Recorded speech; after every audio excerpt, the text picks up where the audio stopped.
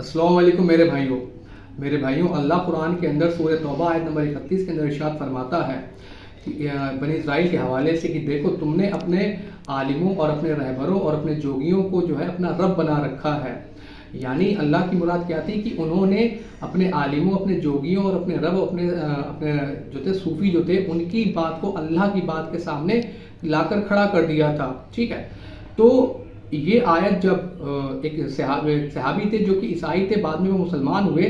जब उन्होंने कुरान की इस आयत को पढ़ा अदी बिन हातिम रज़ियल्लाहु ताला अन्हु, तो वो नबी पाक सल्लल्लाहु अलैहि वसल्लम के पास आए और ये सुनन तिरमिज़ी के अंदर हदीस है। उन्होंने नबी पाक सल्लल्लाहु अलैहि वसल्लम से इरशाद फरमाया कि या रसूलुल्लाह, जब हम ईसाई थे तो हमने तो कभी भी अपने आलिमों को अपना रब नहीं बनाया था, ये आयत मुझे समझ में नहीं आती। तो नबी पाक सल्लल्लाहु अलैहि वसल्लम ने इरशाद फरमाया कि क्या तुम अपने आलिमों की हलाल करदा चीज़ों को हलाल और हराम करदा चीज़ों को हराम नहीं जानते थे? क्या तुम ये नहीं मानते थे कि जो वो तुम्हें हुक्म देते थे अल्लाह के हुक्म के अगेंस्ट, क्या तुम उस पर बिना दलील के, बिना तहकीक करे उस पर ईमान नहीं ले आते थे? तो अदी बिन हातिम रज़ियल्लाहु ताला अन्हु कहते हैं कि या रसूलल्लाह, हाँ हम ऐसा ही करते थे। तो आगे से नबी पाक सल्लल्लाहु अलैहि वसल्लम ने इरशाद फरमाया, तो यही तो अपने आलिमों को अपना रब बनाना है। इसका मतलब नबी पाक सल्लल्लाहु अलैहि वसल्लम फरमा रहे हैं कि अगर अल्लाह कुछ और कह रहा है, अहादीस कुछ और कह रही हैं, और आपका आलिम जो कह रहा है अगर आप उसके ऊपर चल रहे हैं तो आप अपने आलिम को रब बना रहे हैं। तो मेरे भाइयों, आज जो जिस दौर से हम गुजर रहे हैं, चाहे वो देवबंदी हो, बरेलवी हो, अहले हदीस हो, या फिर इंजीनियर साहब के जो मानने वाले हैं वो हो, मेरे भाइयों बेशक इन सबके अंदर मुखलिस लोग भी मौजूद हैं जो अपने आलिमों की बात से इनकार करते हैं कुरान और हदीस की तहकीक में। ठीक है, लेकिन अफसोसजनक बात यह है, अफसोसनाक बात यह है कि इन सबके अंदर जो अक्सरियत है, जो मेजॉरिटी है, वो ऐसे लोगों की है जो देवबंदी है, वो अपने देवबंदी आलिमों की बात को गलत कहने को तैयार नहीं, चाहे वो कुरान और हदीस के 180 खड़ी हो। इसी तरह बरेलवी भी अपने आलिमों की बात को गलत कहने को तैयार नहीं, इसी तरह अहले हदीस भी, और इसी तरह इंजीनियर साहब के भी बहुत सारे फॉलोअर इंजीनियर साहब की गलतियों को गलत कहने के लिए तैयार नहीं। जिस तरह बाकी फ़िरक़े वाले अपने अपने बड़े आलिमों की गलतियों पर रफू करने के लिए बैठे रहते हैं, इसी तरह इंजीनियर साहब के मानने वाले भी इंजीनियर साहब की गलत बातों के ऊपर रफू करने के लिए बैठे रहते हैं। मेरे भाइयों, ये मामला इतना आसान नहीं है। आप समझे कि अल्लाह ने कुरान के अंदर फरमाया कि और जिन्होंने अपने आलिमों को अपना रब बना लिया, और नबी पाक सल्लल्लाहु अलैहि वसल्लम ने उस आयत की तशरीह करके बता दी कि जब वो अपने आलिमों के कौल को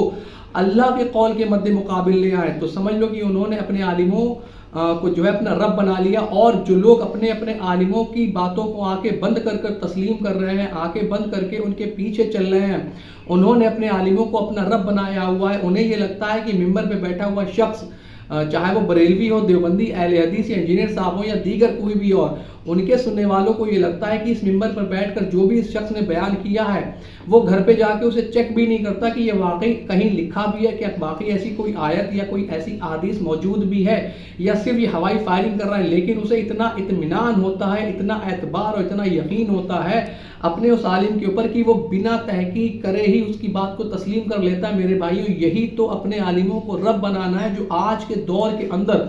मुसलमानों की अक्सरियत ने अपने अपने आलिमों को बना रखा है। बुखारी शरीफ की हदीस है, नबी पाक सल्लल्लाहु अलैहि वसल्लम इरशाद फरमाते हैं कि तुम्हारे अंदर भी वही खराबियाँ जो है वो आ जाएंगी, कदम बर कदम, बालिश बर बालिश,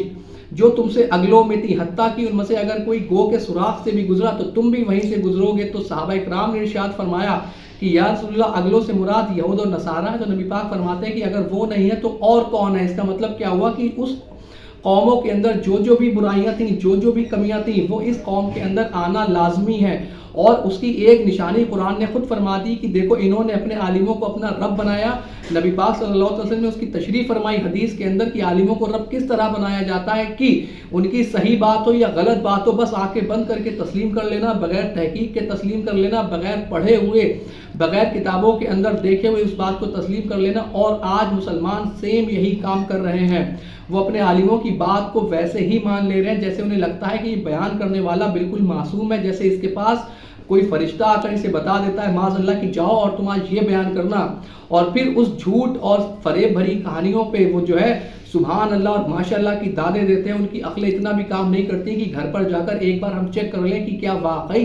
کہ یہ کتابوں کے اندر درج ہے۔ یہی حال دیوبندی بریلوی اہل حدیث میں تو کب سے چلا آ رہا تھا، اور یہی حال اب انجینئر صاحب کے بھی ماننے والوں کے اندر آ چکا ہے۔ میں نے 12 ایسے دیکھے انجینئر صاحب کے ماننے والے کہ جو بالکل کلیئر کٹ انجینئر صاحب کی غلطی ہوتی لیکن وہ اسے غلطی ماننے کو تیار نہیں ہوتے۔ اس ایک شخص نے تمہیں سکھایا تھا،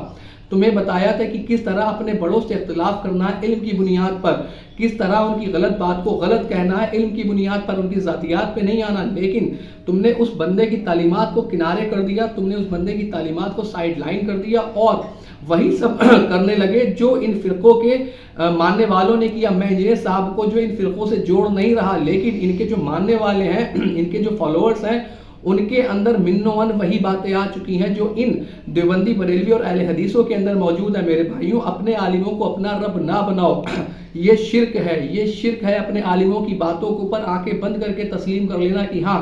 مفتی طارق مسعود صاحب نے کہہ دیا تو بالکل صحیح ہوگا، یا ڈاکٹر اشرف آصف جلالی نے کہہ دیا تو بالکل صحیح ہوگا، یا توصیف الرحمان نے کہہ دیا تو بالکل صحیح ہوگا، یا انجینئر صاحب نے کہہ دیا تو بالکل صحیح ہوگا۔ ایسا نہیں ہوتا میرے بھائیوں، یہ سارے لوگ بہت بڑے عالم ہیں، اس کے اندر کوئی شک نہیں، لیکن بالآخر انسان ہے، ان سے جو ہے غلطیاں بھی ہو سکتی ہیں، ان سے غلط بیانیاں بھی ہو سکتی ہیں، لیکن کم سے کم ان کے اسٹیٹمنٹس کو، ان کے قول کو آپ قرآن و حدیث کے اوپر جانچیں اور دیکھیں کہ کیا واقعی یہ باتیں میچ کر رہی ہیں قرآن و حدیث سے۔ اگر کر رہی ہوں تو آپ ان کی باتوں کو لے لیں، اگر نہیں کر رہی ہیں تو آپ ان کی باتوں کو چھوڑ دیں، اور اگر آپ ایسا نہیں کر پا رہے ہیں اور آپ کو لگتا ہے کہ یہ کوئی بھی غلط بیانی نہیں کرتے تو آپ یہ سمجھ لیں کہ آپ ان عالموں کو اپنا رب بنا رہے ہیں، کیونکہ وہ قرآن کے اندر آیت بھی آ چکی ہے، نبی پاک صلی اللہ علیہ وسلم نے اس کی تشریح بھی کر دی، اور بخاری کی حدیث کے حساب سے نبی پاک صلی اللہ علیہ وسلم نے بتا بھی دیا کہ جو پچھلی قومیں برائیاں تھیں وہ من و ان اس قوم کے اندر بھی آئیں گی کسی نہ کسی فارم میں۔ اور آپ دیکھ لیں، آپ کسی بھی قوم کی کوئی بھی عمل اٹھا کے دیکھ لیں جس کے اوپر ان پر عذاب پھٹ پڑا تھا، آج وہ سارے عمل اس ایک امت کے اندر جمع ہو چکے ہیں۔ میں ایک بات آپ کو یہاں اور بتا دوں کہ جب اللہ رب العالمین بروز حشر باقی قوموں کو اٹھائے گا اور ان سے کہے گا کہ بتاؤ ہم نے تمہارے بیچ، تم ہمارے پر ایمان کیوں نہیں لے کے آئے، تو وہ جھوٹ بول دیں گے کہ باری تعالیٰ ہم تک تو کوئی میسنجر آیا ہی نہیں۔ تب اللہ رب العالمین ہم لوگوں کو، یعنی کہ امت محمد صلی اللہ علیہ وسلم کو ان پر گواہ بنائے گا اور ہم لوگوں سے پوچھے گا کہ بتاؤ کہ ہم نے قرآن میں نہیں فرمایا تھا کہ ہم نے ہر قوم کے لیے ایک رہبر بھیجا، تو ہم اس پر گواہی دیں گے کہ ہاں باری تعالیٰ تو نے کہا تھا کہ ہم نے ہر قوم کے لیے ایک رہبر بھیجا، اور یہ لوگ جھوٹے ہیں۔ اور پھر جب ان کا حساب کتاب ہو چکا ہوگا تو پھر اللہ رب العالمین نبی پاک صلی اللہ علیہ وسلم کو ہم لوگوں کے اوپر گواہ بنائے گا، اور وہ جب وہ نبی پاک صلی اللہ علیہ وسلم ارشاد فرمائیں گے کہ باری تعالیٰ میرے جانے کے بعد ان لوگوں نے قرآن کو پس پشت کر دیا تھا، یعنی پیٹ پیچھے چھوڑ دیا تھا، یعنی کہ اس کی تعلیمات سے منہ موڑ لیا تھا، جو اس کی ایجوکیشن تھی، جو اس کا مقصد تھا، اس مقصد سے یہ لوگ ہٹ چکے تھے، اور یہ لوگ اپنے اپنے عالموں کے اندر لگ چکے تھے۔ انہیں لگتا تھا کہ جو ان کا عالم کہہ رہا ہے وہی سچ ہے، وہی حق ہے۔ آج یہی ہو رہا ہے، چاروں طرف یہی ہو رہا ہے، کوئی بھی اپنے عالم سے، اپنے مسلک سے، اپنے فرقے سے اختلاف کرنے کو تیار نہیں۔ اسے یہ لگتا ہے کہ ہم جس فرقے میں پیدا ہو گئے بس وہی حق فرقہ ہے، وہی سچ فرقہ ہے، اور اب فرقے والوں نے بھی ایسی ایسی کہانیاں انہیں کرا رکھی ہیں کہ جس کا کوئی حساب نہیں، اور ان کے اندر جرت اور ہمت نہیں ہوتی کہ اپنے بڑوں سے جو ہے اختلاف کر سکیں۔ میرے بھائیوں، آپ قرآن و حدیث کو اپنی زندگی کے اندر اتاریں، آپ قرآن و حدیث کا مطالعہ کریں، آپ دیکھیں کہ آپ کو پتہ چلے گا کہ جو دین آپ کو دیا گیا وہ دین جدا تھا، اور جو دین قرآن اور حدیث کے اندر موجود ہے وہ دین جو ہے وہ جدا ہے۔ اللہ رب العالمین ہم سب کو سچے دین پر چلنے کی توفیق عطا فرمائے۔ الا البلاغ۔